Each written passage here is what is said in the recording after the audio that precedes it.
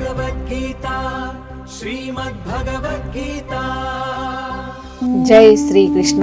శ్రీమద్ భగవద్గీత 3వ అధ్యాయము కర్మయోగము. ఇందులో 43 శ్లోకాల సారాంశం ఉంటుంది. అర్జునుడు పలికెను, ఓ జనార్దన, ఓ కేశవ, తెలివిగా ఉండడమే గొప్పదైతే మరి నన్ను ఈ రక్తపాతం, యుద్ధం లాంటి కష్టమైన పనులు ఎందుకు చేయమంటున్నావు? నీ మాటలు వింటుంటే నాకు అయోమయంగా ఉంది. ఏది మంచో ఏది చెడ్డో ఒక్క మాటలో నిశ్చయముగా చెప్పుము. దేవదేవుడైన శ్రీకృష్ణుడు పలికెను, పాపరహితుడైన ఓ అర్జున, ఈ లోకంలో అభివృద్ధి చెందడానికి 2 మార్గాలున్నాయని నేను ముందే చెప్పాను. 1 జ్ఞానులు ఎంచుకునే ఆలోచన మార్గం, 2వది యోగులు ఎంచుకునే కర్మ అంటే పని చేసే మార్గం. పనులు చేయకుండా ఖాళీగా కూర్చున్నంత మాత్రాన ఎవ్వరికీ మోక్షం రాదు. పనుల నుంచి తప్పించుకున్నంత మాత్రాన ఎవ్వరూ ఉన్నత స్థితిని చేరలేరు. నిజానికి మనిషి ఒక్క క్షణం కూడా ఏ పని చేయకుండా ఉండలేడు. ప్రకృతిలో ఉన్న లక్షణాలే మనిషితో ఏదో ఒక పని చేయిస్తూనే ఉంటాయి. బయటకు పనులు చేయకుండా ప్రశాంతంగా ఉన్నట్లు కనిపిస్తూ మనసులో మాత్రం కోరికలను ఆలోచించేవారు మోసగాళ్లు. కానీ ఎవరైతే తన మనసును అదుపులో ఉంచుకొని ఏ ఫలితాన్ని ఆశించకుండా తన బాధ్యతలను తాను నెరవేరుస్తారో వారే అందరిలోకి శ్రేష్ఠులు. ఖాళీగా ఉండడం కంటే నీ విధిని నువ్వు నెరవేర్చు. నువ్వు ఏ పని చేయకపోతే నీ శరీరం కూడా ఆరోగ్యంగా ఉండదు, నీ బతుకు గడవదు. సృష్టి మొదటిలోనే భగవంతుడు యజ్ఞం అనే పద్ధతిని ఇచ్చి దీని ద్వారానే మీరు అభివృద్ధి చెందండి అని ఆశీర్వదించాడు. మీరు ప్రకృతిని గౌరవిస్తే ప్రకృతి మిమ్మల్ని కాపాడుతుంది. ఇలా ఒకరినొకరు తోడ్పడుకుంటే అందరికీ మేలు జరుగుతుంది. యజ్ఞం చేత తృప్తి చెందిన దేవతలు మీకు కావాల్సిన భోగాలను ఇస్తారు. వారు ఇచ్చిన వాటిని వారికి అర్పించకుండా అనుభవించేవారు దొంగలతో సమానం. ప్రకృతి మనకు ఎన్నో ఇస్తుంది. మనకు వచ్చిన దానిలో కొంత తిరిగి ఇతరులకు ఇవ్వకుండా అన్నీ మనమే వాడుకుంటే మనం దొంగలమే అవుతాము. యజ్ఞము చేసిన తరువాత మిగిలిన ఆహారాన్ని భుజించే పుణ్యాత్ములు అన్ని పాపాల నుండి విముక్తులవుతారు. అలా కాకుండా కేవలం తమ శరీర పోషణ కోసమే వండుకు తినేవారు పాపాన్నే భుజిస్తారు. కష్టపడి సంపాదించి 10 మందికి పెట్టి తినేవాడు పుణ్యాత్ముడు. కేవలం తమ కోసమే వండుకు తినేవారు పాపాన్నే భుజిస్తున్నట్లు. లోకమంతా ఒక చక్రం లాంటిది. ఆహారం ఉంటేనే ప్రాణులుంటాయి. వర్షం పడితేనే ఆహారం వస్తుంది. మనం చేసే పనులు బాగుంటేనే ప్రకృతి స్పందిస్తుంది.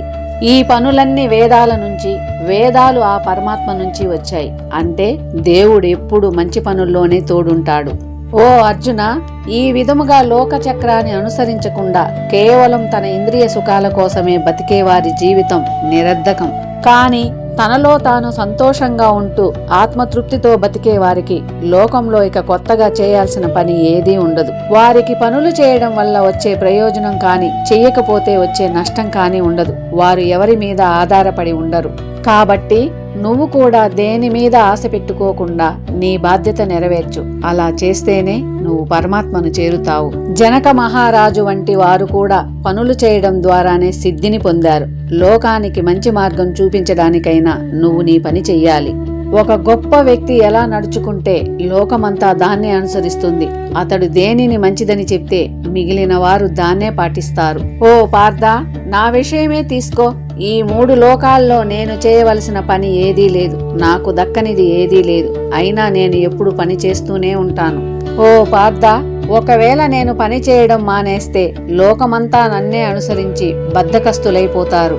నేను పనిని ఆపేస్తే ఈ ప్రపంచం అస్తవ్యస్తమైపోతుంది.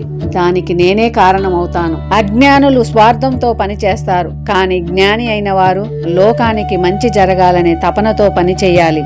ఏమీ చెయ్యని వాళ్లను అయోమయానికి గురి చేయకూడదు. తెలివైన వారు తనే పని చేస్తూ పక్క వాళ్లను కూడా పని చేసేలా ప్రోత్సహించాలి.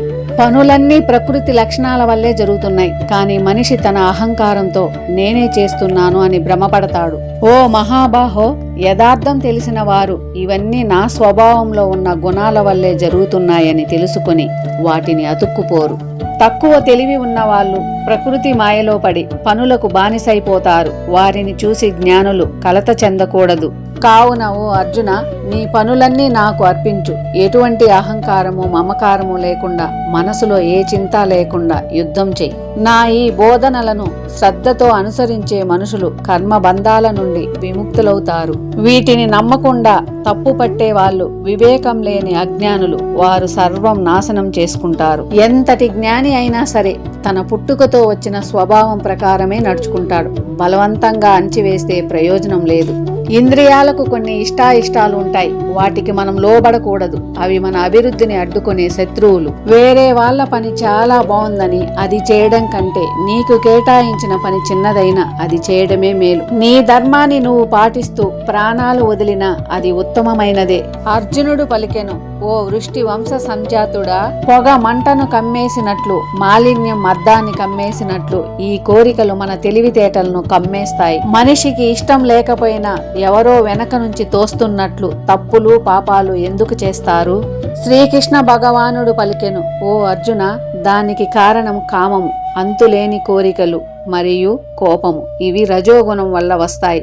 ఇవే మనల్ని పతనం చేసే శత్రువులు.